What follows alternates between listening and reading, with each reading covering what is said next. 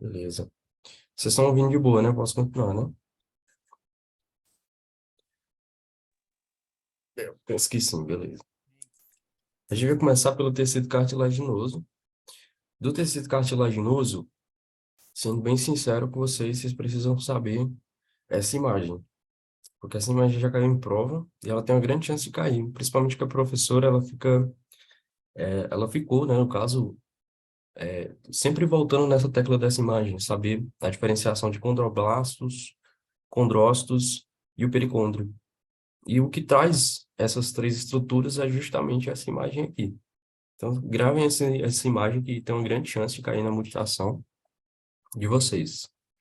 Tipo assim, vocês podem até ir um pouco além, né? Além de saber essas estruturas, saber como é que funciona em cada uma, mas para histologia vocês só precisam saber que existe o pericôndrio, né? Que seria essa parte aqui um pouco mais abaixo, um pouco mais acima também, vocês podem achar. Existem os condroblastos você pode encontrar ele para diferenciar entre o condroblasto e o condrócito. Vocês podem só observar mesmo é, a forma achatada do condroblasto. Então, o condroblasto ele teria uma forma um pouco mais achatada e ele estaria um pouco mais nas extremidades. Já o condrócito, ele está um pouco mais no centro, tá? É bem interessante essa imagem aqui para vocês decorarem. Essa outra aqui foi o que a professora passou para vocês. Essa aqui já não tem tanta chance de cair na mutação, mas é interessante que dá para entender essa relação entre é, condroblasto, condrócito e pericôndrio. Então, é interessante que dá para perceber claramente que o condroblasto ele é um pouco mais achatado, né? O condrócito ele tem uma forma um pouco mais redonda, né? E ele está mais próximo aqui, mais envolto pela matriz intersticial, né? Interterritorial. Essa aqui não é não tão legal vocês decorarem, mas se quiserem. Ok. Aqui só para ter uma noção geral do que seria o pericôndrio, aquela imagem que tinha visto aqui, né? Pericôndrio é essa estrutura. Só ter uma noção geral do que o pericôndrio faz, né? Ele seria uma membrana de revestimento, seria basicamente colágeno tipo 1. Essa coisa você vê mais na outra monitoria, no caso, né? De fisiologia. Mas ele seria uma fonte desses condrócitos que existem, e ele também teria uma função aí de nutrição, oxigenação e eliminação de metabólitos da cartilagem em si. E acreditem, tecido cartilaginoso é isso aqui. Vocês precisam saber isso. É o mais importante. Da parte muscular, a professora ela é bem descrente com a parte muscular. Sendo sincero, acho que até nas aulas vocês conseguem perceber. Da parte muscular, basicamente o mais importante é saber essa diferenciação de músculos. E essa imagem aqui de divisão de epimísio, endomísio e perimísio, tá? Essa imagem aqui, ela tem um pouco mais de chance de cair do que as outras, porque ela é fácil e ela é bem visível a diferenciação entre cada um. Você percebe que o epimísio vai ser aquela estrutura que vai revestir o músculo todo, o perimísio, ele vai revestir, vai ser essa estrutura que vai revestir um conjunto de fibras musculares, e o endomísio, ele já vai revestir somente uma estrutura de fibra muscular. Tem que saber essa diferenciação, e essa imagem ela é perfeita porque ela traz claramente isso. O perimísio aqui envolvendo um grupo, né, de fibras musculares, e, deixa eu ver aqui, tá aqui. E o endomísio ele vai revestir somente esse feixe muscular único. Nessa imagem aqui do lado, é interessante porque se ela pode colocar um tipo de imagem dessa e perguntar que tecido muscular seria esse. Seria muscular esquelético, cardíaco ou alguma coisa do tipo. E para saber, é bem tranquilo, não é tão difícil. Deixa eu só diminuir um pouco. Existe um corte que é um corte transversal, seria um corte de forma para ver a forma histológica, e existe o corte longitudinal. O corte transversal, você consegue perceber que a musculatura esquelética ela tem os núcleos um pouco mais na periferia. Então, você pode perceber um núcleo aqui mais na periferia, esse núcleo mais na periferia, certo? Ó, núcleos na periferia. Quando você observa núcleos na periferia, você já percebe de cara que se trata de um músculo esquelético. No corte longitudinal é muito mais fácil perceber isso. Você percebe a fibra muscular E você consegue ver claramente esses núcleos mais na periferia. Acho que está dando para perceber, né? Eles não são núcleos centrais. E esse é o diferencial que a professora quer que vocês saibam, caso caia na multistação, né?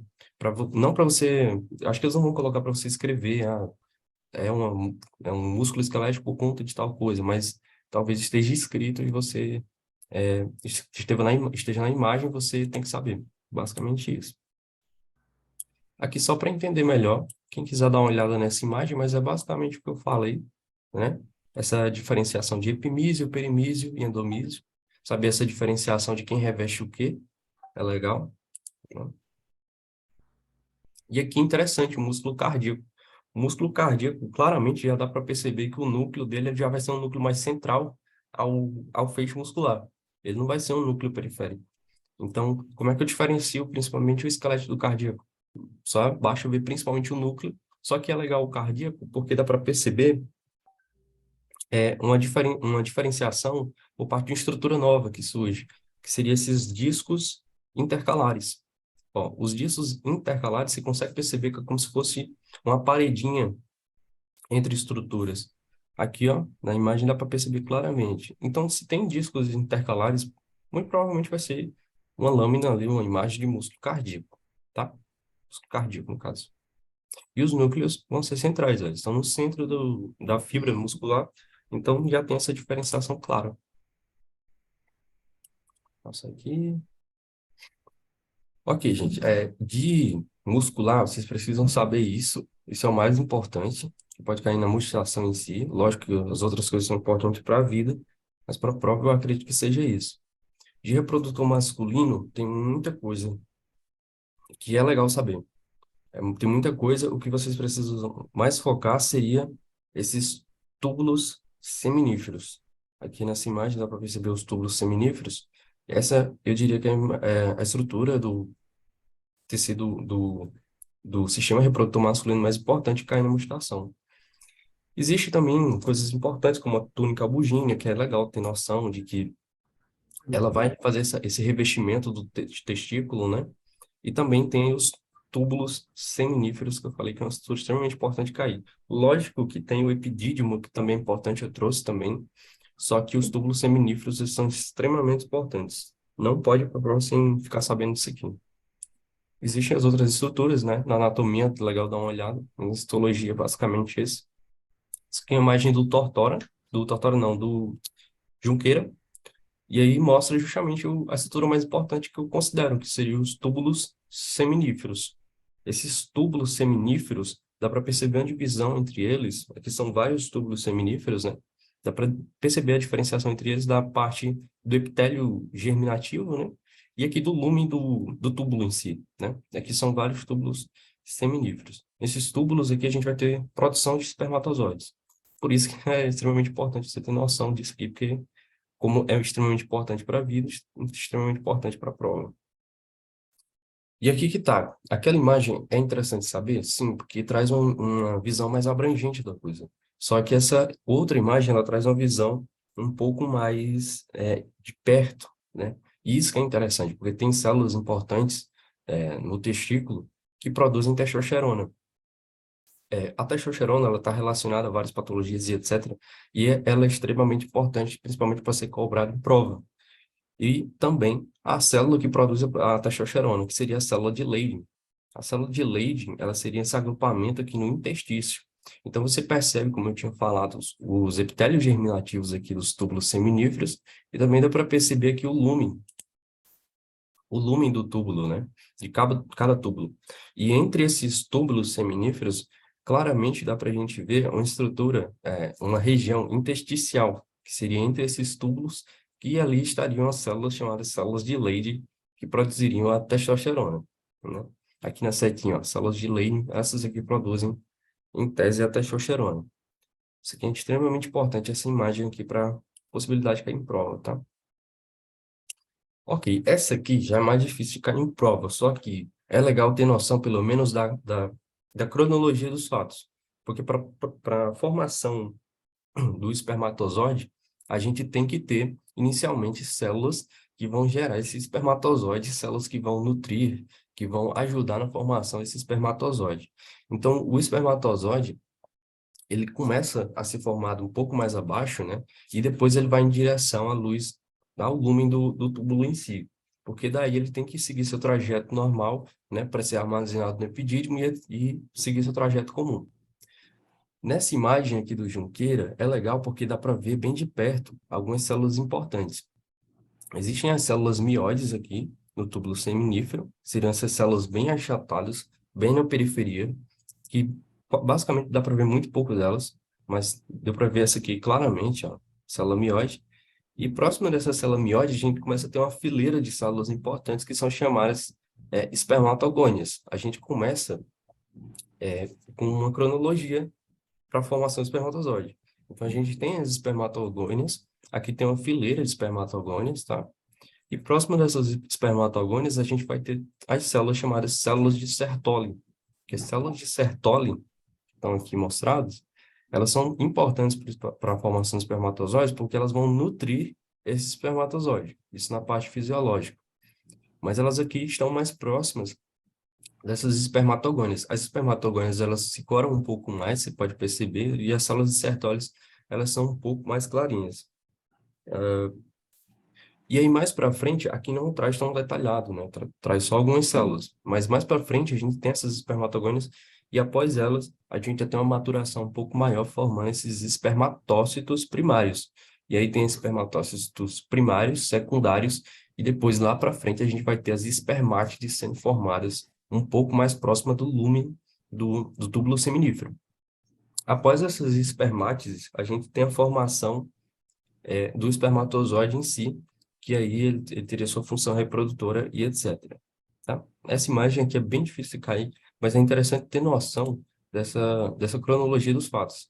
Essa imagem do Junqueira, ela traz exatamente isso, né? Só que com a didática um pouco melhor, né? Que dá para ver melhor. Então, tem as células mióides, que elas são um pouco achatadas aqui, né? E próximo às células mióides, a gente começa aquela fileira de espermatogônias, né? E próximo das espermatogônias, as células de Sertoli. As células de Sertoli é interessante que elas meio que formam um prolongamento que vão quase próximo ali da luz luminal. Você percebe a célula de Sertoli? E ela tem esse prolongamento que vai em direção ao lúmen, tá? E aqui já seriam os espermatozoides mais avançados, né? Depois da espermatogônia, a gente tem os espermatócitos primários, depois secundários, e por aí vai até a formação dos espermatozoides. O mais importante é onde se encontram os espermatozoides em tese mais maduros. Eles se encontram mais na luz do túbulo seminífero, e aí você tem que saber aquela imagem histológica que a gente tinha visto, né? Isso aqui só para ter uma noção. É, aqui uma visão um pouco mais avançada desse feixe mesmo que a célula de Sertoli forma. Então, você tem a célula de Sertoli, ela é um pouco mais clarinha, né, do que as espermatogônias. As espermatogônias são um pouco mais escuras quando se faz se passa o corante. E aí a célula de Sertoli, ela faz essa projeção em direção ao lúmen, que é bem interessante. E lá no lúmen dá para perceber, lógico, nessa lâmina aqui não tanto, mas aqui os espermatozoides já maduros. Essa imagem é uma imagem que é uma imagem de lâmina histológica da faculdade. Então, tipo assim, é uma coisa que já existe aqui na faculdade e vai que eles colocam. Então, coloquei por curiosidade também e vai que cai, né? Porque dá para ver a diferenciação, aquela túnica albugínea que ela vai revestir o testículo como um todo, né? Aquela quase como membrana de revestimento. A gente tem uma túnica vascular, que vai ter aquela parte de vascularização, né? Tão importante como a túnica albugínea, né? Para a gente, assim, decorar, lembrar, né? E aqui é legal, porque dá para perceber o interstício aqui dentro do testículo, né? Aqui as células intersticiais, onde estão as células de Leydig, então existe produção de testosterona nesse interstício. E aqui existem os túbulos seminíferos. E aí vem toda aquela parte que eu tinha falado para vocês, né? Que começa nas espermatogônias até chegar nos espermatozoides. Então, os espermatozoides eles estariam mais nessa região intraluminal, né? Mas aqui no interior do lúmen. Por isso que é importante, porque você vê uma estrutura dessa, ela está em um aumento que dá para você ver mais estruturas. Então, comecei do aumento, que dá para ver um pouco mais de perto, só que agora abrangente, já consigo entender que estrutura é essa bem de longe, pelo menos. Certo, então o túbulo seminífero, como eu falei para vocês, eu acho que a estrutura mais importante para ser cobrada em prova, eu acho que vai ser cobrada em prova, tem uma grande chance, né? Reprodutor masculino vai cair na prova, alguma imagem dessa, eu não sei qual, né? Mas alguma imagem dessa. E aí eu coloquei também estrutura de importância, que seria o epidídimo. O epidídimo, ele já vai estar relacionado também aos espermatozoides, mas aquele mais armazenamento dos espermatozoides. Não tem tanto segredo, e é por isso que tem menos chance de cair, né? Você tem mais ali os ductos epididimários, os ductos do epidídimo, e dentro desses ductos vai ter justamente o espermatozoide, que antes foi criado, foi formado lá nos túbulos seminíferos. Então, existem ductos que vão levar do túbulo seminífero, esse espermatozoide, até o epidídimo. E aqui os espermatozoides vão ficar intraluminais, né? Dentro do ducto epididimário. É basicamente isso aqui que o epidídimo tem de importante. Assim, histologicamente, é mais uma curiosidade isso aqui. Eu não acho que o professor vai cobrar em prova, né? Mas lembro da Karina falar pra gente, pelo menos quando eu fazia o segundo período, do epidídimo em relação às crianças e os adultos com atividade sexual ativa, né? Nas crianças, o epitélio do epidídimo, ele vai ser um epitélio cuboide ou colunar simples. Isso aqui é título de curiosidade mesmo. E nos adultos, ele já vai ter uma conformação diferente, porque a prática sexual já muda um pouco a histologia do homem. Então, já vão ser células mais pseudoestratificadas, colunares, com estereocílios. E é interessante que o estereocílio, ele normalmente está relacionado à movimentação. Só que, nesse caso aqui, ele está mais relacionado à reabsorção do fluido testicular. Então, às vezes, fica um fluido testicular ali, nessa parte do epidídimo, e ele acaba sendo reabsorvido por auxílio desses estereocílios. Então, aqui nessa imagem do Junqueira também, a gente pode ver que os estereocílios, né? E aqui o ducto epididimário. Aqui mostrando de novo os estereocílios, né? Do epidídimo. Então, a gente tem o epidídimo, e aí tem essa variação de como vai estar a célula, se é uma criança, se é um adulto com uma atividade sexual ativa. E aí, essa imagem traz assim, né? O ducto epididimário com estereocílio. Assim, essas imagens aqui, elas são imagens que eu tirei lá na minha época de estudava, no segundo período, né? E são lâminas também histológicas da faculdade. Aqui dá para ver o epidídimo, eu coloquei isolado o epidídimo, né? Só que essa outra lâmina aqui é bem interessante, dá para ver várias estruturas. E dá para entender a histologia um pouco mais a fundo. Aqui seria o epidídimo, certo? E aí o epidídimo tá aí com seus espermatozoides dentro, né? Tem os ductos epididimais. Só que é legal essa outra imagem aqui, que ela traz o testículo. E aí no testículo, lembrar que no testículo vai ter ali é, as, os ductos seminíferos, né, os túbulos seminíferos e etc. Aqui a gente tem um epidídimo próximo do testículo e aqui o ducto deferente, que ele já tem uma função mais para transporte, etc. Mas achei legal isso aqui só para a gente ter uma noção geral de como é que funciona esse sistema reprodutor masculino, né, de forma histológica, proximidade das estruturas.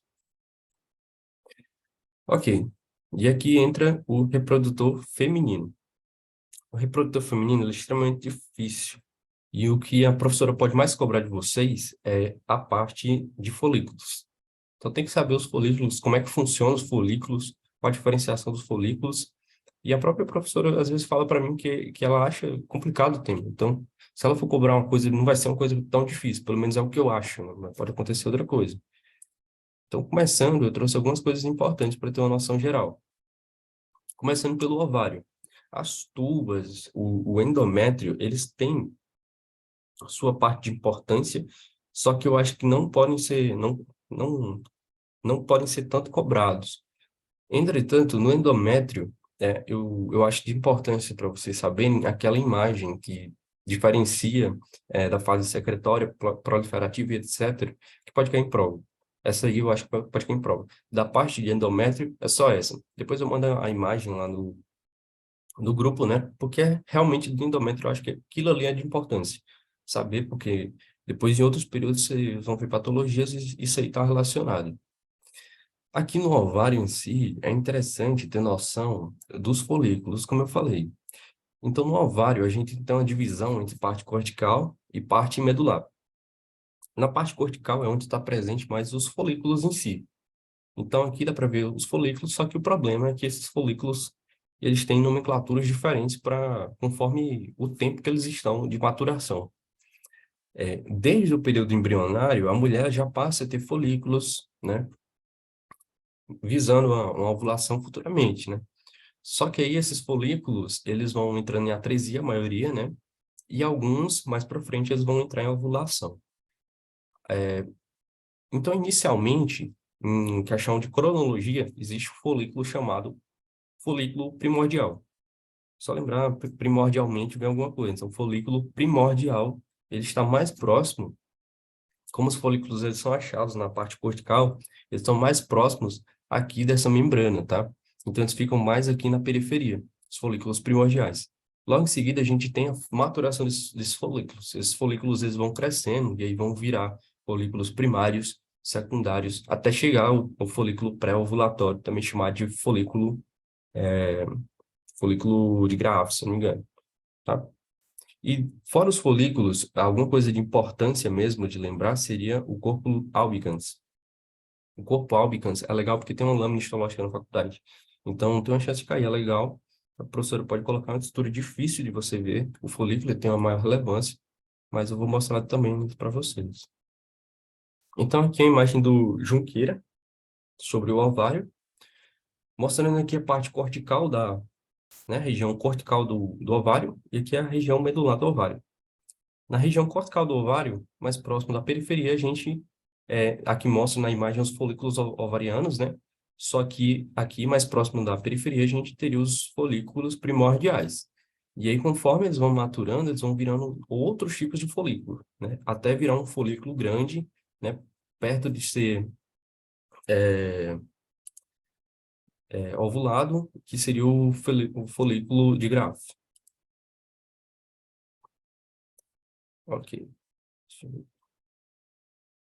E aí, gente, tem o primeiro folículo seria o folículo primordial. Esse folículo primordial, ele normalmente fica em repouso ali no ovário e depois ele vai tendo sua maturação, tá? Normalmente você acha só um ovócito, então tá aqui o ovócito aqui dentro do folículo e você acha as células foliculares, você vê que são células um pouco mais achatadas, você acha essas células foliculares aqui envolvendo esse ovócito, tá?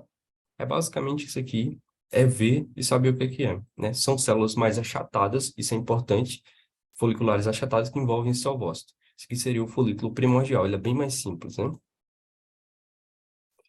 E que essa imagem, eu vou passar o slide para vocês. Se vocês quiserem dar uma olhada, né, tem essa diferenciação entre os folículos e tal. Só que fica a critério de vocês ver ou não, né? De importância, a gente tem também os folículos primários. E os folículos primários, eles já vão ter uma diferenciação daquele folículo primordial. O folículo primordial, ele já vai ter aquela célula achatada revestindo o ovócito aqui, né? Só que o primário, ele vai ter uma célula um pouco mais cuboide. Já vai ter uma célula diferenciada, uma célula que ela cresceu um pouco mais. Então, aí a gente tem um folículo primário laminar, né? E o folículo primário multilaminar, ou também chamado de folículo pré-antral, né? Que vem antes do folículo antral. E aí, essa nomenclatura é interessante, porque é fácil de decorar. Porque o folículo primário unilaminar, ele basicamente vai ter só uma lâmina de células aqui, ó. Uma lâmina de células cuboides revestindo esse ovócito. E aí o folículo primário multilaminar, o folículo pré-antral, ele já vai ter um crescimento de células um pouco maior, e aí vai formar essas várias lâminas, entre aspas, né, em torno desse ovócito, tá? E aí já vai ter a formação de algumas coisas importantes, tá? Como um pouco mais, formando um pouco melhor, né, aquela zona pelúcida, e também formando um pouco melhor a granulose.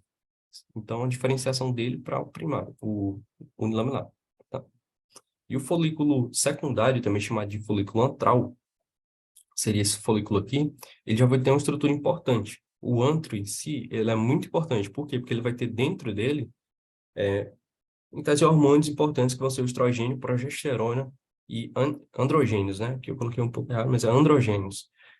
E aí que está a importância, né? O folículo antral, ele vai ter esse antro, só que esse antro não é tão grande ainda. Ele vai ter também um cúmulus, que chama, né? Esse nome um pouco esquisito, mas o cúmulus, que ele seria... O cúmulus seriam células da granulosa que estariam meio que apoiando o ovócito, né? E aqui também tem a corona radiata, tá? Nessa estrutura antral. Já o folículo maduro, que é também chamado folículo de Graaf, né? Ele já vai ser aquele folículo que já está mais próximo da mulher ovular, né? E ela vai liberar algo nesse sentido. E aí a gente tem basicamente uma estrutura parecida com o folículo antral, só que a gente teria um antro bem maior e uma estrutura um pouco mais robusta. Então esse seria o último folículo ovariano. Então a importância de folículo é basicamente isso. Em imagem histológica, a gente tem o folículo unilaminar, né, que seria o folículo, aquele com uma única lâmina de células foliculares envolvendo o ovócito.